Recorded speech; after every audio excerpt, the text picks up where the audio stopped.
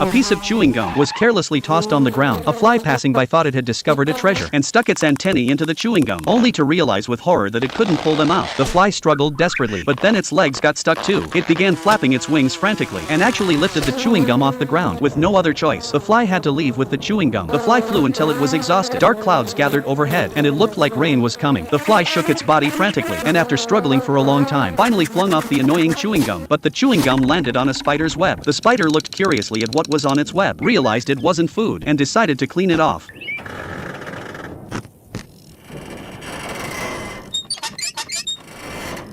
After some effort, the spider finally used all its strength to get the chewing gum off the web, but the chewing gum stuck to its foot. The spider kept shaking vigorously, but couldn't shake it off no matter what. Exhausted, the spider gave up, and unexpectedly the chewing gum eventually fell off on its own. It landed right on a snail's shell. The snail's shell was already heavy, and now with a piece of chewing gum weighing it down, it was even heavier. Fortunately, the snail was smart enough it calmly crawled onto a rock, stuck the chewing gum on it, and then pulled hard in the opposite direction. The chewing gum gradually stretched, slowly turning into a thin ribbon. Just then, a bee flew by in a hurry and crashed right into the chewing gum, but the bee was rushing home and pulled the chewing gum into an arc. The next second the chewing gum snapped back, smashed through the newly repaired spider web, and fell back to the ground. A fly passing by again thought it had discovered a treasure and excitedly stuck its antennae into the chewing gum once more, and the tragedy repeated itself.